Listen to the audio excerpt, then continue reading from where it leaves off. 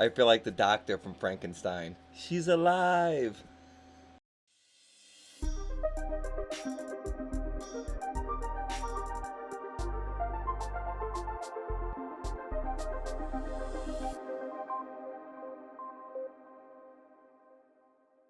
Hey guys, welcome back to Kane's Observations. So I'm in the day 2 on the Thermaltake P3 rebuild. Feeling pretty accomplished. I'm a lot further along than I thought I would be. In my last video I told you guys I was hoping by today to just have the motherboard in and everything cleaned up. As you guys can see, I'm definitely a lot further along than that. One of the toughest challenges for me so far in this rebuild is dealing with the distro plate and the Formula Maximus motherboard. Because normally, as you guys can see, especially if you guys have watched Megatron version 1, the runs are just straight horizontal. But with this motherboard, it's got the built-in blocks for the VRMs. So as you guys can see, I had to go directly up from the CPU block into the VRM, the inlet, and then the other outlet for the VRM is on the other side, on the left side. So then I had to come out of that. I had to use a couple 90-degree rotary fittings and then come all the way across over to the distro plate. And it was a struggle trying to get like a 3-inch tube, because the fittings together were longer than the tubes themselves, to be able to connect that. But I like the way that it looks. I like how it came out. I like how everything's looking so far. I was able to flush out the motherboard. I was able to get all that blue residue out, which is great news.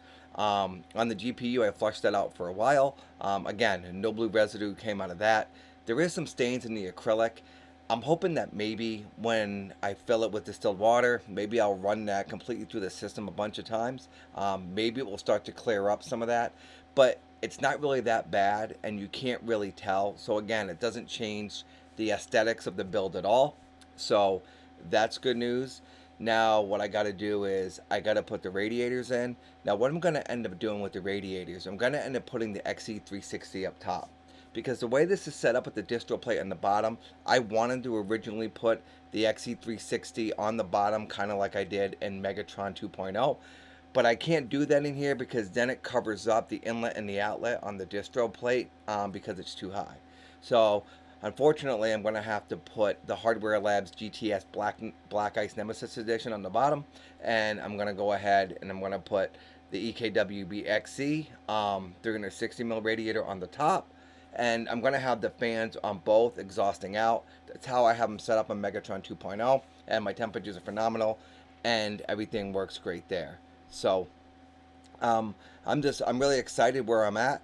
Now I have to break it all down once I have everything mocked up, when I get the two radiators in, and I'm going to meticulously check and make sure, not like I did on Megatron, that every single O-ring is where it needs to be, and there's none missing on my desk or on the floor.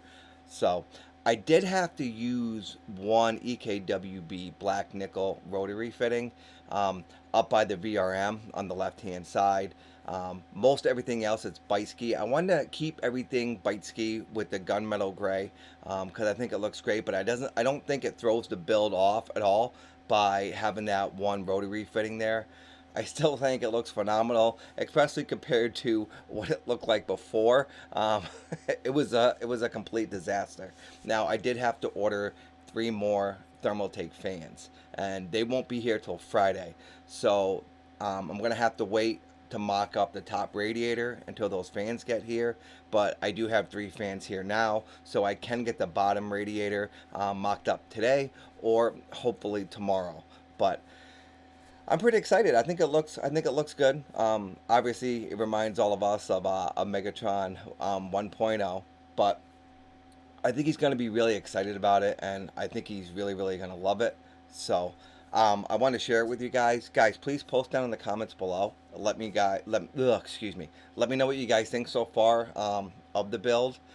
The GPU is a little strange. I wish it had a different plate on the top, because I think it was originally designed to be put in vertical, because that's how we had it obviously in the P3 build. But again, still looks pretty awesome. I think the only thing I would change in this build is I would get a new plate. But since he's got a 1080 Ti, he should just get a new 4000 series and get a water block from EK, and we'll just go ahead and update that in a year or so. Well, let me rephrase that. By the time he ends up getting an NVIDIA 4000 series GPU, that'll be 10 years from now. So hopefully not. I'm still hoping that someday this whole semiconductor shortage and supply chains and all this jazz kind of straightens itself out. I know GPUs were a problem even before the semiconductor shortage due to mining, but I still think it's a shame that the average gamer consumer still can't get their hands on a GPU. But I mean, you could take that statement and you can't tires are up, like rubber's up like 30%, and there's a lot of things you can't get your hands on. So but everything comes full circle, and I think with all the supply chain shortages and the GPU shortages, I think it will all resolve itself, somewhere down the line, hopefully sooner than later. So, but just want to share it with you guys. I'm excited where I'm at. So hopefully, the Saturday deadline I can still meet. I did talk to him. I did tell him that it could be sometime at the beginning of next week. Because you never know what's going to happen if I turn it on and there's a leak. Blah blah blah. And I want to let the machine run for 48 hours to make sure there's no issues. So, but that's all I got for today. Ugh, I'm having a hard time talking. That's all I have for today, guys. So as always, stay safe, stay healthy. I appreciate you, and I'll see you in the next one, guys. Take care.